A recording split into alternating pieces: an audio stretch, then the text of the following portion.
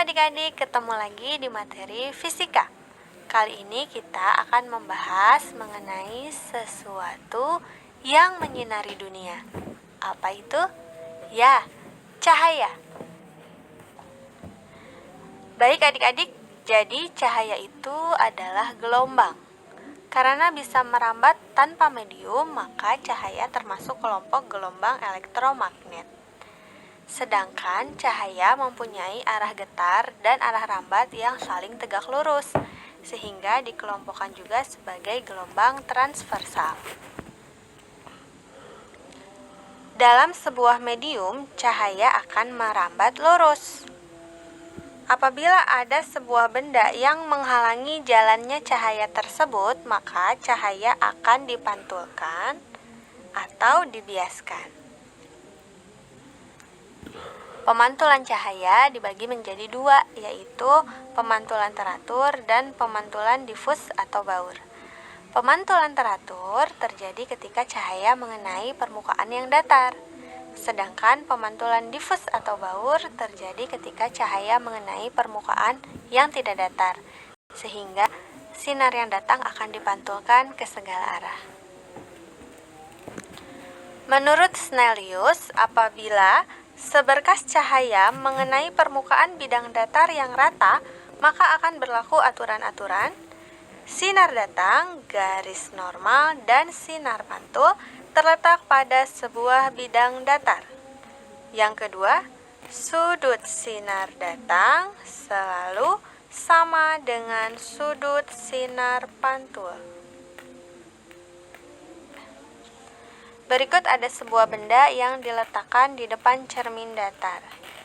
Dan dengan membuat perpanjangan dari sinar pantul, kita akan mendapatkan bayangan yang terbentuk, yaitu berada di belakang cermin. Maka sifat bayangan yang terbentuk adalah maya, tegak, dan sama besar. Berikut dekingnya, mistar maya, tegak, dan sama besar, yang artinya cermin datar, sifat bayangannya maya, tegak, dan sama besar. Lalu apabila ada dua buah cermin datar yang satu sama lain membentuk sudut alfa, dan di antara kedua cermin tersebut ditempatkan sebuah benda, maka banyaknya bayangan yang terbentuk memenuhi persamaan sebagai berikut, dengan n adalah jumlah bayangan dan alfa adalah sudut antar kedua cermin. Lalu bagaimana pembentukan bayangan pada cermin cekung? Cermin cekung bersifat konvergen, yaitu mengumpulkan berkas-berkas cahaya yang dipantulkannya. Pada cermin cekung terdapat titik fokus dan titik pusat kelengkungan cermin, di mana titik pusat kelengkungan cermin besarnya merupakan 2 kali dari titik fokus. Berikut sinar-sinar utama pada cermin cekung. Yang pertama, berkas sinar yang sejajar sumbu utama dipantulkan melalui titik fokus utama. Yang kedua, berkas sinar yang melalui titik fokus kelengkungan cermin dipantulkan sejajar sumbu utama. Yang ketiga, berkas sinar yang melalui titik pusat kelengkungan cermin dipantulkan kembali melalui titik pusat kelengkungan. Berikut penomoran ruang pada cermin cekung dan cermin cembung.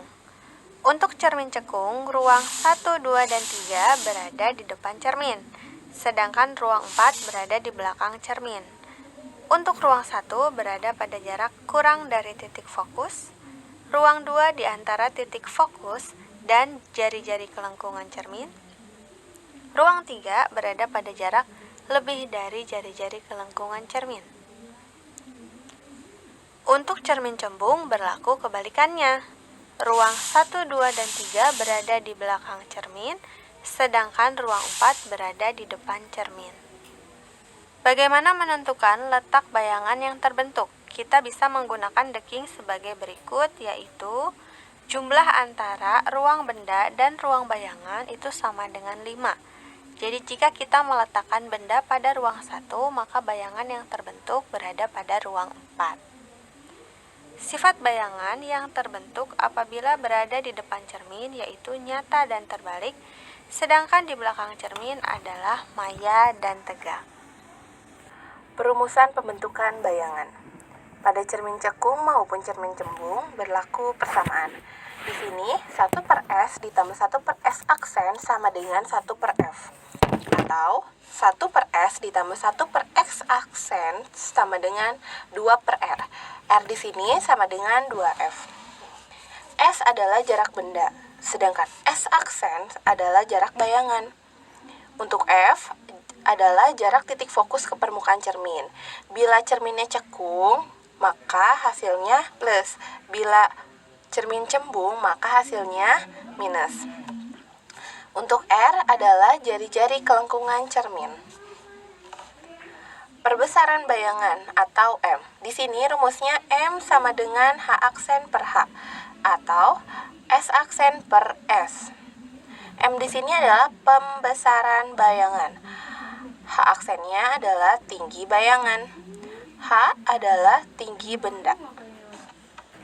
Sedangkan cermin cembung bersifat divergen, yaitu menyebarkan berkas cahaya yang dipantulkannya. Sama seperti cermin cekung, pada cermin cembung terdapat titik fokus dan titik pusat kelengkungan cermin. Juga terdapat 3 sinar istimewa.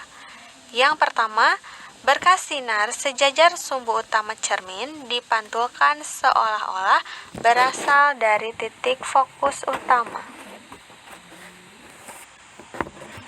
lurus, sehingga dikelompokkan juga sebagai gelombang transversal.